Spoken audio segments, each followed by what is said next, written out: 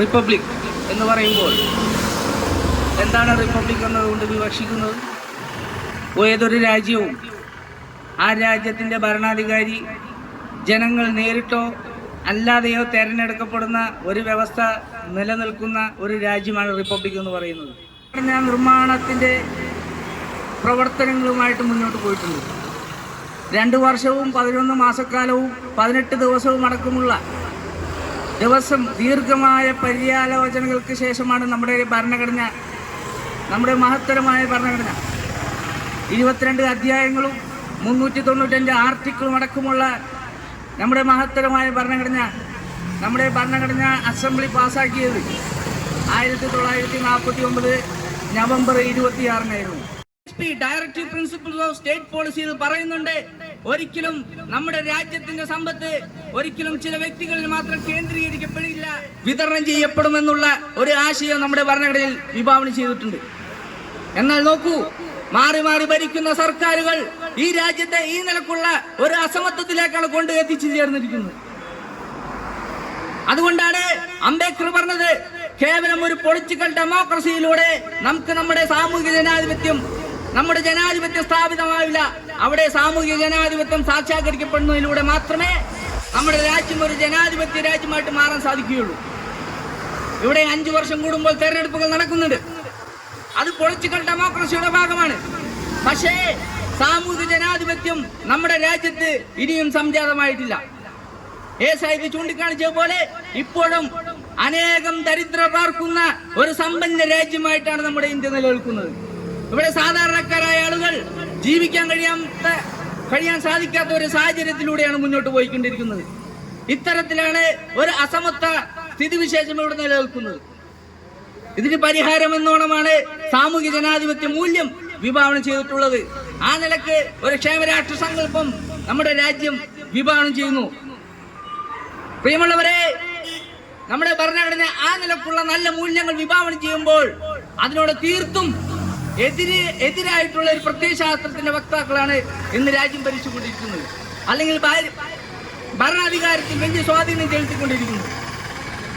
നമുക്കറിയാം, കഴിഞ്ഞ ദിവസം സംഘപരിവാരത്തിന്റെ അമരക്കാരനായ മോഹൻ ഭഗവത് പറഞ്ഞൊരു കാര്യമുണ്ട്. എന്താണ് അദ്ദേഹം പറഞ്ഞത്? ഇന്ത്യ യഥാർത്ഥത്തിൽ സ്വാതന്ത്ര്യം നേടിയത് 2024 ജനുവരി 23-നായിരുന്നു എന്നാണ് അദ്ദേഹം പറഞ്ഞത്. എന്താണ് ആ ദിവസത്തിന്റെ പ്രത്യേകത? അന്നായിരുന്നു അയോധ്യയില് ബാബരി മസ്ജിദ് നിലനിന്നിരുന്ന സ്ഥലത്ത് ഒരു രാമക്ഷേത്രം പണിയുകയും അതിന്റെ ഉദ്ഘാടന കർമ്മം നിർവഹിക്കപ്പെടുകയും ചെയ്ത ഒരു ദിവസമായിരുന്നു 2024 ജനുവരി 23-ന്. മോഹൻ ഭഗവതിനെ സംബന്ധിച്ചിടത്തോളം അദ്ദേഹത്തിന്റെ ജനതയ്ക്ക് സ്വാതന്ത്ര്യ ദിനമായിട്ട് ആചരിക്കാൻ കഴിയുന്നത് ആ ദിവസമാണ്. അത്രത്തോളം തരംതാണ ഒരു സങ്കല്പമാണ് അവർക്കുള്ളത്. എത്ര മ്ലേച്ഛമായ ഒരു സംസ്കാരമാണ്! ഒന്ന് ആലോചിച്ച് നോക്കൂ. നമ്മുടെ രാജ്യം സ്വാതന്ത്ര്യം നേടിയത് 1947 ആഗസ്റ്റ് 15-നാണെന്ന് നമ്മൾ ബ്രിട്ടീഷ് പരിചകളിൽ നിന്നും ബ്രിട്ടീഷ് സാമ്രാജ്യത്തിൽ നിന്നും നമ്മുടെ ധീരദേശാഭിമാനികൾ പോരാടി നേടിയെടുത്ത സ്വാതന്ത്ര്യം നമുക്കറിയാം. അതിന്റെ ധീരകഥകളെ കുറിച്ച് നമ്മൾ സ്കൂളിലും കോളേജിലും മറ്റ് സാഹിത്യങ്ങളെല്ലാം വായിച്ചു പഠിച്ചിട്ടുണ്ട്. ആ സാഹിത്യങ്ങളെല്ലാം നമ്മൾ എന്താണ് പഠിച്ചിട്ടുള്ളത്? അന്ന് സംഘപരിവാരം ബ്രിട്ടീഷ് സേവ നടത്തുന്ന കാവലികളായിരുന്നു. സ്വാതന്ത്ര്യ സമരം നടന്നുകൊണ്ടിരുന്നപ്പോൾ അതിന്റെ പിന്നിൽ നിന്നും കുത്തിയ ചരിത്രമാണ് സംഘപരിവാരത്തിന് അവകാശപ്പെടുവാനുള്ളത്. സ്വാതന്ത്ര്യ സമരത്തിന് മുന്നിട്ടിറങ്ങാൻ തുനിഞ്ഞ യുവാക്കളോട് എന്താണ് അന്നത്തെ സർസംഘചാലക് ഹെഡ്ഗേവാർ പറഞ്ഞത്? നിങ്ങൾ ഇപ്പോൾ സ്വാതന്ത്ര്യ സമരത്തിന് ബ്രിട്ടീഷുകാർക്കെതിരെ സമരം നടത്തുകയല്ല വേണ്ടത്. ഇവിടെ നമ്മുടെ രാജ്യത്ത് കുറച്ച് ആഭ്യന്തര ശത്രുക്കളുണ്ട്, മുസ്ലിങ്ങളുണ്ട്, ക്രിസ്ത്യാനികളുണ്ട്, കമ്മ്യൂണിസ്റ്റുകളുണ്ട് എന്നുള്ള കാര്യം പറഞ്ഞു കേട്ട് യുവാക്കളെ പിന്തിരിപ്പിക്കാനുള്ള ശ്രമമാണ് ഹെഡ്ഗേവാർ നടത്തിയത്. ഹെഡ്ഗേവാർ ആദ്യകാലത്ത് കോൺഗ്രസ്സുകാരനായിരുന്നു. എന്തുകൊണ്ടാണ് ഹെഡ്ഗേവാർ കോൺഗ്രസ് വിട്ടത്? അദ്ദേഹം മഹാത്മാഗാന്ധിയുടെ ആദർശത്തോടുള്ള എതിർപ്പ് കാണിച്ചു കേട്ടാണ് ഈ ഹെഡ്ഗേവാറും കൂട്ടരും കോൺഗ്രസ് വിട്ടു പോയതായിട്ട് നമുക്ക് കാണാൻ സാധിക്കുക. ദേശീയ സമരത്തിൽ നിന്നും പിന്മാറിക്കൊണ്ട് പോയതായിട്ട് നമുക്ക് കാണാൻ സാധിക്കുക. എന്താണ് ഗാന്ധിയോടുള്ള പ്രശ്നം? ഗാന്ധി ഹിന്ദു മുസ്ലിം യൂണിറ്റി എന്ന ഒരാശയം മുൻനിർത്തിയ ഒരു വക്താവായിരുന്നു. ഹിന്ദുക്കളും മുസ്ലിങ്ങളും ഒത്തുചേർന്നുകൊണ്ട് ഇവിടെ ബ്രിട്ടീഷ് എന്ന പൊതുശത്രുവിനെതിരെ പോരാടണം, അതുകൊണ്ട് ഹിന്ദുക്കളും മുസ്ലിങ്ങളും ഒരുമിച്ച് നിന്നുകൊണ്ട് ബ്രിട്ടീഷ് പലിശക്കെതിരെ പോരാടണമെന്ന ഒരു ആശയം മുന്നോട്ട് വെച്ച വക്താവായിരുന്നു മഹാത്മാഗാന്ധി അവർക്ക്. അതിൽ പ്രതിഷേധിച്ചുകൊണ്ടാണ് ഹെഡ്ഗേവാർ കോൺഗ്രസ് വിട്ടത്. അവരെ സംബന്ധിച്ചിടത്തോളം വളരെ സങ്കുചിതമായ ഒരു രാഷ്ട്രീയം, സങ്കുചിതമായ ദേശീയ സങ്കല്പമാണ് അവർക്കുള്ളത്. വളരെ സങ്കുചിതമായ ഒരു ദേശീയ സങ്കല്പം. അത്തരത്തിലുള്ള ഒരു സമീപനമാണ് RSSനെ സംബന്ധിച്ചിടത്തോളം ഈ ഭരണഘടനയോട് വെച്ചു പുലർത്തുന്നത്. എന്തായിരുന്നു അവരെ സംബന്ധിച്ചിടത്തോളം? മനുസ്മൃതിയാണ് അവരുടെ വേദവാക്യം. എന്താണ് മനുസ്മൃതി മുന്നോട്ട് വെക്കുന്നത്? അത് ഈ നാട്ടിലെ സഹസ്രാബ്ദങ്ങളായി നിലനിന്നിരുന്ന അസമത്വത്തിന്റെ കാരണം, സാമൂഹിക പ്രശ്നത്തിന്റെ കാരണം, ജാതീയത, ഫ്യൂഡലിസം തുടങ്ങിയ രാജ്യം നേരിട്ടിരുന്ന അടിസ്ഥാന പ്രശ്നം, അസമത്വത്തിന് പ്രധാനപ്പെട്ട കാരണമായിരുന്നു മനുസ്മൃതി എന്ന് പറയുന്നത്. ആ മനുസ്മൃതിയെ പൊക്കിപ്പിടിച്ചിങ്ങായിട്ടാണ് സംഘപരിവാരത്തിന്റെ രാഷ്ട്രീയം മുന്നോട്ട് പോയത്. അതുകൊണ്ട് ഇന്ത്യയുടെ അടിസ്ഥാന പ്രശ്നം എന്ന് പറയുന്നത് ബ്രാഹ്മണ്യ മേൽക്കോയ്മയാണെങ്കിൽ അതിന് ഘടകവിരുദ്ധമായ ഒരു പ്രസ്ഥാനം എന്ന നിലക്കാണ് ബുദ്ധിസം എന്ന ഒരു ആദർശം BC കാലഘട്ടങ്ങളിൽ ഇന്ത്യയിൽ നിന്നും ഉറവിടം കൊണ്ടത്. ഇന്ത്യയിലെ ഭാരതീയ ഒരു പ്രസ്ഥാനം എന്ന നിലക്കാണ് ഡോക്ടർ ബാബാ സാഹിബ് അംബേദ്കർ ബുദ്ധിസത്തെ ഏറ്റെടുത്തിട്ടുള്ളത്. ആ നിലക്കാണ് ഡോക്ടർ ബാബാ സാഹിബ് അംബേദ്കർ 1956 ബുദ്ധമതം സ്വീകരിച്ചുകൊണ്ട് ഇന്ത്യയിലെ ബ്രാഹ്മണ്യത്തിനെതിരെ ശക്തമായ ഒരു നീക്കുപോക്കുമായിട്ട് അദ്ദേഹം മുന്നോട്ട് പോയത്. പ്രിയമുള്ളവരെ, അത്തരത്തില് നമ്മുടെ ഭരണഘടനയോട് തീർത്തും എതിര് പ്രകടിപ്പിക്കുന്ന ഒരു നയ സമീപനമാണ് RSSന് ചരിത്രത്തിലും വർത്തമാനത്തിലും സ്വീകരിക്കുന്നതായിട്ട് നമുക്ക് കാണാൻ സാധിക്കും. ഇന്നിപ്പോൾ അംബേദ്കറിനെ RSSന്റെ പാളയത്തിൽ ചേറ്റുവാനുള്ള ഒരു ശ്രമം, ഒരു മ്ലേച്ഛമായ ഒരു ശ്രമവുമായിട്ടാണ് ഇന്ന് RSS മുന്നോട്ട് പോയിക്കൊണ്ടിരിക്കുന്നത്. RSSന്റെ ശാഖ സന്ദർശിച്ചു എന്നാണ് കഴിഞ്ഞ ദിവസം RSSന്റെ ഒരു സൈദ്ധാന്തിക നേതാവ് പറഞ്ഞത്. അംബേദ്കർ RSSന്റെ ശാഖ സന്ദർശിച്ചു അത്രേ. എത്ര വലിയ നുണയാണ് പറയുന്നത്. 1925 RSS രൂപീകൃതമായതിന്റെ പ്രധാനപ്പെട്ട ഒരു ലക്ഷ്യം തന്നെ ഇവിടെ അംബേദ്കറിന്റെ നേതൃത്വത്തിൽ ഉയർന്നു വരുന്ന ഒരു ദളിത് മുന്നേറ്റത്തെ ചെറുക്കുക എന്നുള്ള ഒരു ലക്ഷ്യവുമായിട്ടാണ് അവിടെ RSS രൂപീകൃതമായത് തന്നെ.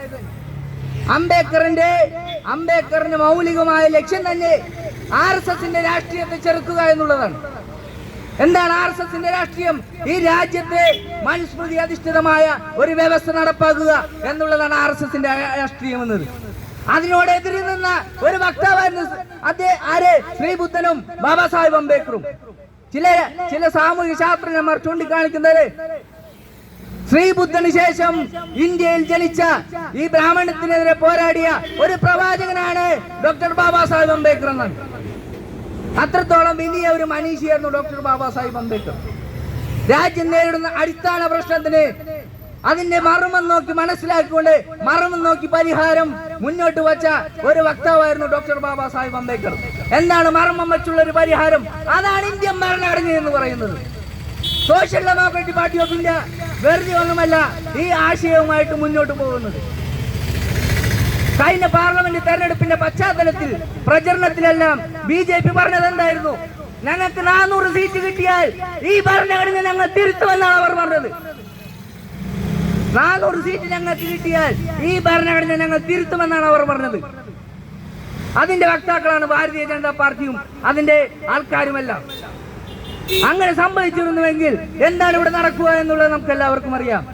അത് തിരിച്ചറിഞ്ഞ ഒരു ജനത BJPക്കെതിരെ വോട്ട് നൽകി, BJPക്കെതിരെ സമ്മതിദാനം വിനിയോഗിച്ചു.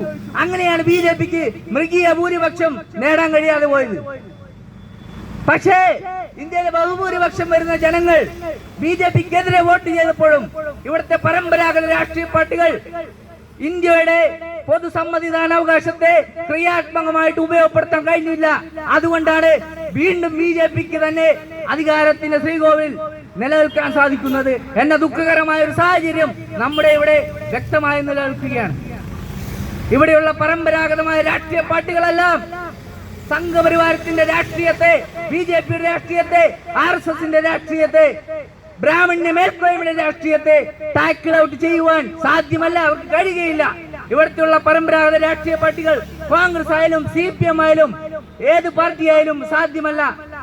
ആം ആദ്മി പാർട്ടി എന്ന പുതിയൊരു BJPയെ RSSനെ താഴെ ഇറക്കണമെന്ന ലക്ഷ്യവുമായിട്ട് വന്ന ഒരു പ്രസ്ഥാനം പോലും സാധ്യമല്ല. അവർ പോലും ഇപ്പോൾ ഹിന്ദുത്വത്തിന്റെ സാംസ്കാരിക അജണ്ടകളുമായിട്ട് ഇപ്പോൾ മുന്നോട്ട് പോകുന്ന ഒരു സാഹചര്യമാണ് നമുക്ക് കാണാൻ സാധിക്കുക.